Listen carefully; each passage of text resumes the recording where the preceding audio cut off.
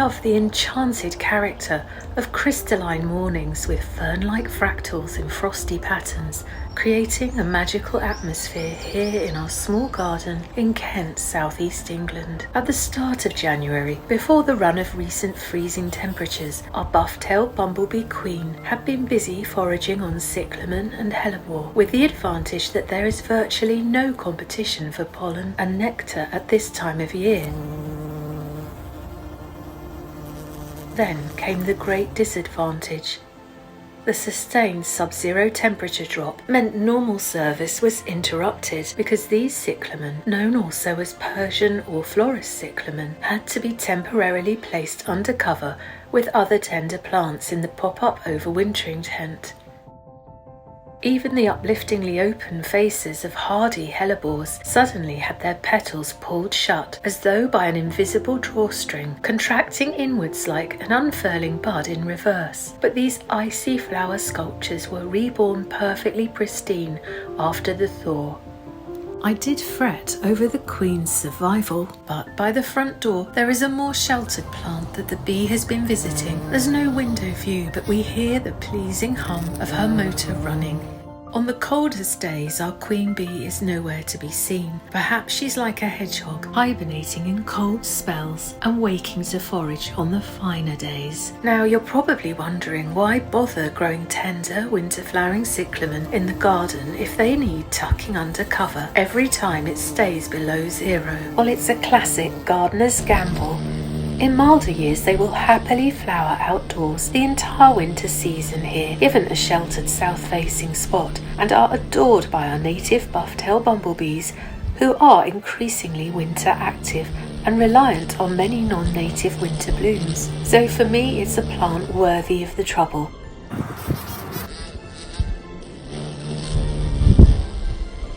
On this, our January tour, we are pushing the boundaries further afield. It's not so much a garden tour as a whole countryside foray as we follow the network of public footpaths through the English countryside, admiring scenic views and recounting some unexpected history and travellers' folklore too.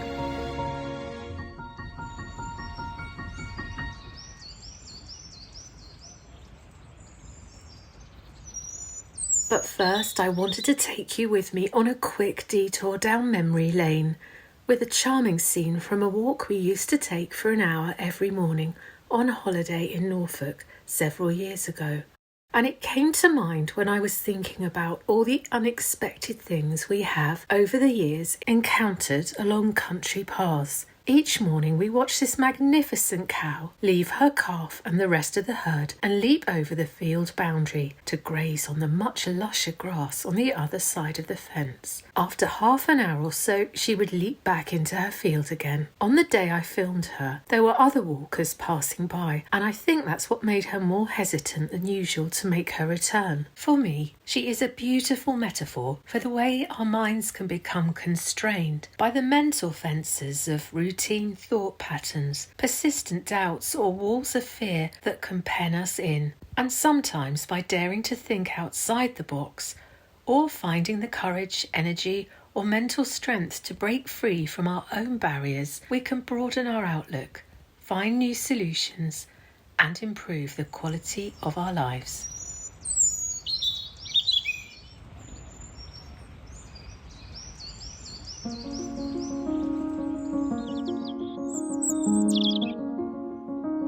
"140,000 miles of footpaths, tracks and trails in England and Wales are protected under law as public rights of way. There are paths traversing beautiful scenic routes, crossing privately owned estates and parkland, landscapes belonging to the rich, the famous and the aristocratic. There are paths through farms where walking for leisure contrasts with the work of a profession tending livestock, crops and land 365 hard-working days of the year.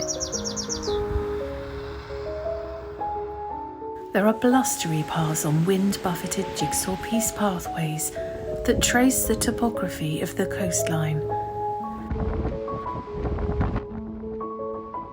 and solitary tracks crossing atmospheric moors and misty mountains.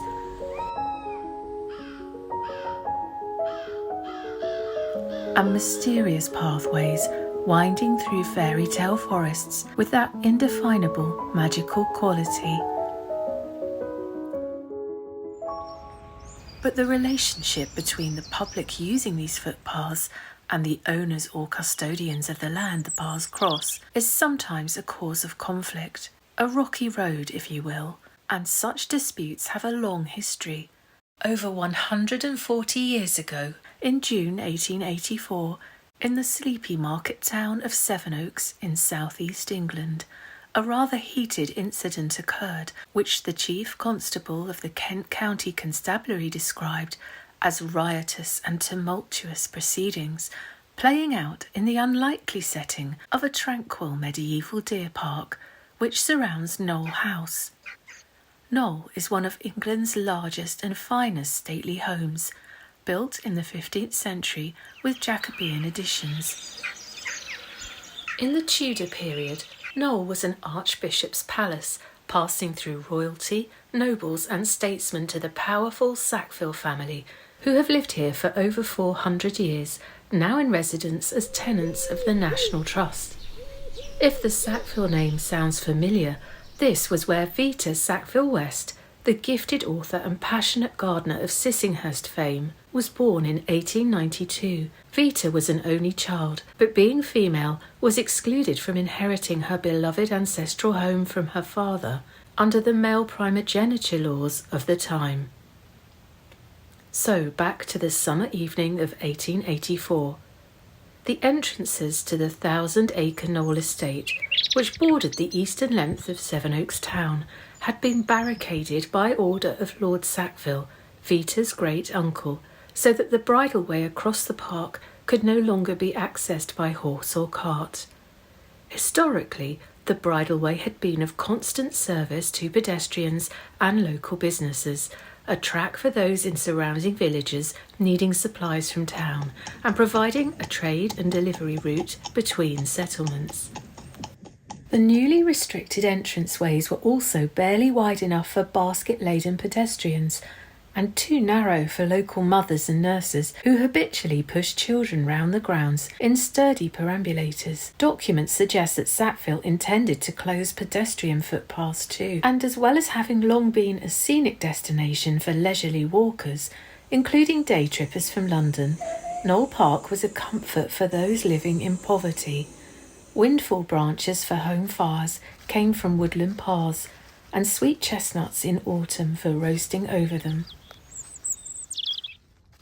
Lord Sackville could not be persuaded through conventional channels to relent, and tensions amongst the townsfolk reached a head. After an orderly but rousing local meeting, as darkness fell, a large crowd of townsfolk gathered to enthusiastically dismantle obstacles blocking the entrances, clamorously dumping them in front of the vast oak doors of the Sackville stately home. A small number of police constables present did not intervene. Some window panes were broken, and an onslaught of energetic vocal protestations rained down. On the next night, an even larger gathering, reported in the press as numbering 2,000, amassed in the park, including women and children, and, adding something of an element of theatricality to the sense of genuine outrage, some men arrived dressed in women's garments, pushing perambulators. The house was again besieged. Hoots and insults were chorused by the crowd, until, feeling their objections and displeasure had been fully conveyed, they eventually dispersed. In the aftermath, Lord Sackville won a civil action for trespass against 8 identified instigators and was awarded £5 nominal damages. That's around £768 in today's currency. Yet despite being incensed by the humiliating rebellion, Sackville ultimately had scant choice but to observe the traditional communal rights of way, and the bridleway and footpaths continued to be used with the exception of stag rutting season, with a ban on horse riders galloping through the park.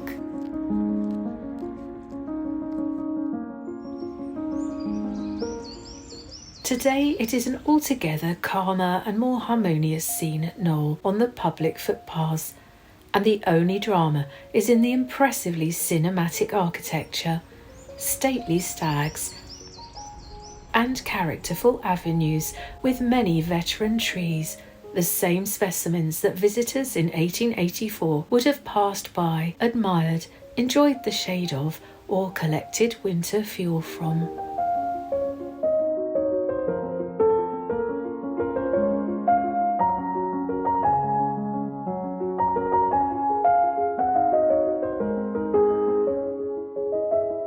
Many routes that today constitute our public rights-of-way network were first used by prehistoric peoples, tracks linking ancient settlements.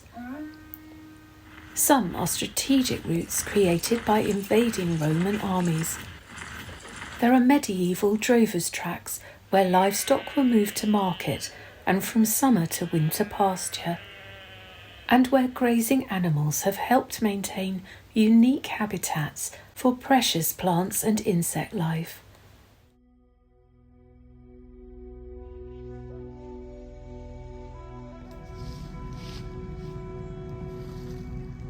And there are enveloping hollowways, foot-worn sunken lanes where many centuries of steps, hooves and cartwheels have eroded soft sandstone into atmospheric semi-subterranean tree-lined passageways where twisted root forms have become unveiled from their juvenile blanket of earth exposed to the light, transformed to smooth, strange, naked creatures bearing vast pillars of beech trunks on their backs. There are paths linked to markets, to schools, to places of worship, to mystical pools, and sites rich with layers of history.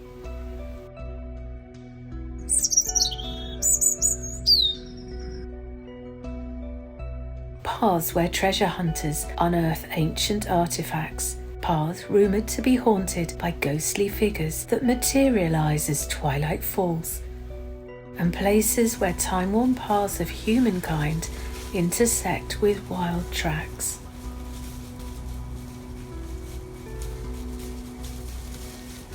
All these paths to and through the countryside, crossing the landscape like a latticework of vital green veins, hold social, economic and cultural significance that has changed over time. With the Industrial Revolution, England became the first urbanised country in the world, and for nearly 100 years London was the largest city on the planet. By 1851, over half the population of England was living permanently in urban settlements.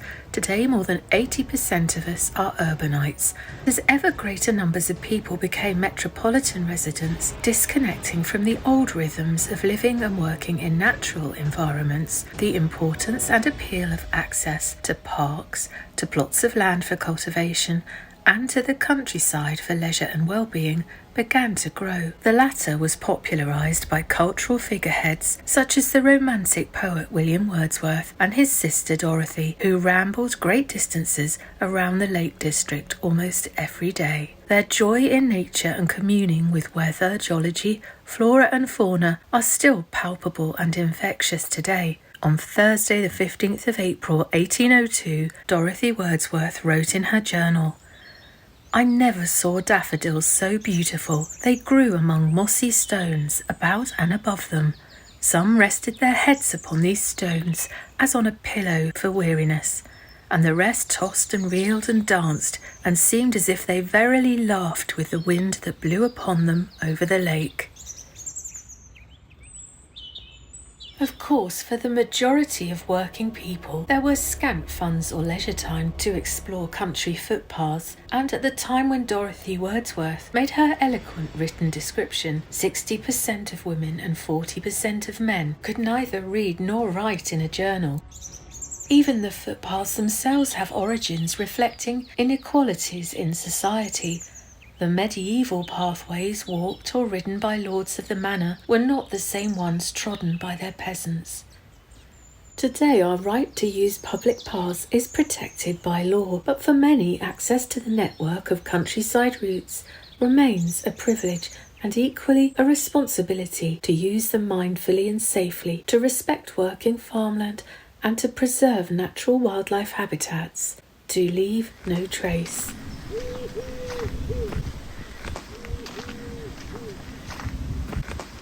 But the paths we use for leisure, for therapy and for fitness once were more like information superhighways. Paths were conduits of data from the surroundings, allowing the traveller to harvest clues, to find food, to forecast changes in the weather, to understand the sounds and subtle signatures of different wild animals in the vicinity, and to navigate an unfamiliar landscape. For instance, the rusty-coloured algae on tree trunks was like nature's marker paint, the algae favouring the moist, shady north side of the tree. This helped the traveller understand the direction an unfamiliar path was taking them. The rusty side pointed northwards, the rust-free side showed the way south.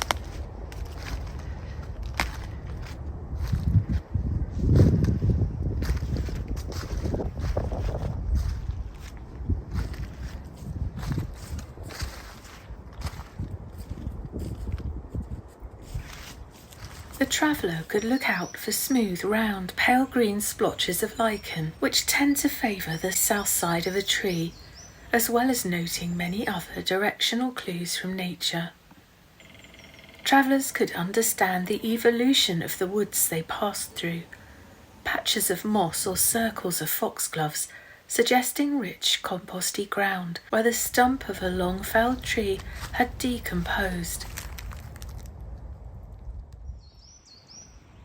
Knowing whether the living architecture in a wood was natural or whether trees had been coppiced in days, years or decades past by woodsmen telling the story of local rites and usage.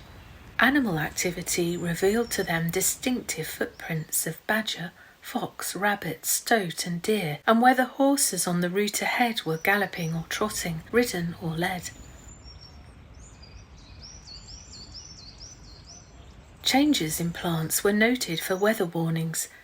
If daisies or dandelions were closing their petals, the likelihood of rainfall was strong, their sensitive cells detecting moisture in the air and swelling so that the flowers closed over their pollen supply. The traveller would know the best trees to shelter under in a rainstorm, and where to seek shade from the midday sun for the most cooling downdraft from obligingly ventilating leaves.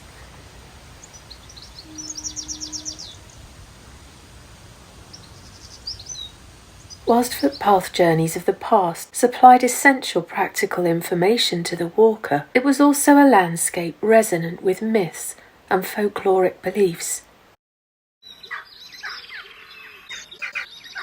The traveller might catch sight of a hare, but was it really a hare or was it a witch, assuming animal form? Best to take precaution and break off a sprig from a rowan tree to carry close as a form of personal protection. This wayfarer's tree was also regarded as a magical spiritual compass that could prevent a traveller from getting lost on unfamiliar journeys. When passing hedgerows, the wanderer might hope to see a holly tree left to grow within it, as this prevented witches from running freely along the top of the hedge. An encounter with a witch was generally believed to be more dangerous than even contact with the most malevolent fairy being, because the witch had human qualities, making her impervious to the words and spells that repelled fairy folk. Happily, that rowan sprig offered effective protection against fairy mischief, as well as counteracting witchcraft. But if no rowan could be found, a twig of elder would also offer spiritual defence, and fairy folk could be appeased with the offering of a crust of bread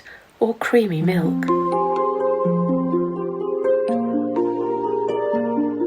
Fairies, believed to be an older race than humans, were not always disposed to unkindly acts against travellers, but sometimes the walker would pass along unfamiliar routes, unaware that they had strayed through magical territory, and only later realise they had been elf-shot, pierced by invisible elven arrows, leaving the sensation of deeply aching limbs at the end of their long journey.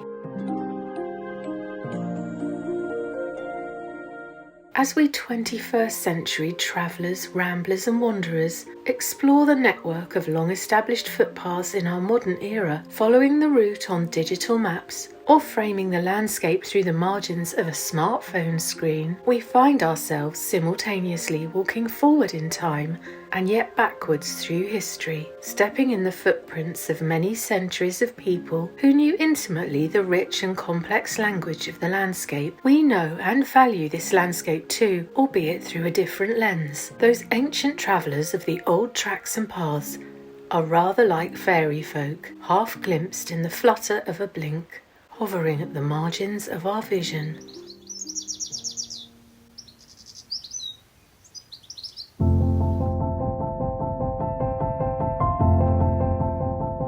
In this month of January, named after Janus, the Roman god of beginnings and endings, the skies have been brightened by Venus, clear shining planet bearing the name of the Roman goddess of love and beauty. Venus is also the planet of beginnings and endings, known as the morning star and the evening star.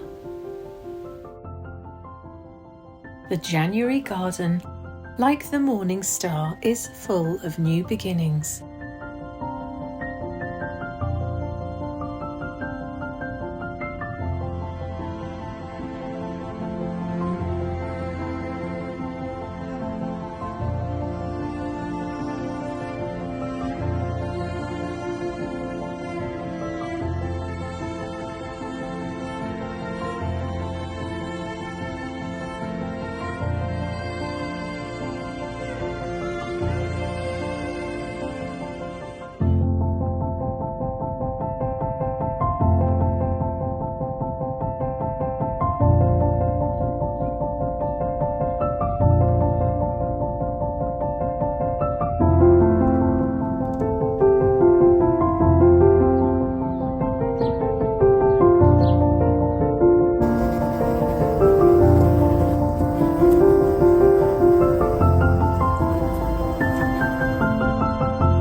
It has been wonderful to have your company on our January garden and countryside footpath tour. We really appreciate you joining us here, and thank you to everyone who subscribes, likes and supports us at Appleby Fern Sea. We look forward to seeing you next time as we follow progress in the garden over the coming year. And until we meet again, we wish you all flowerful times and nature-soothed minds.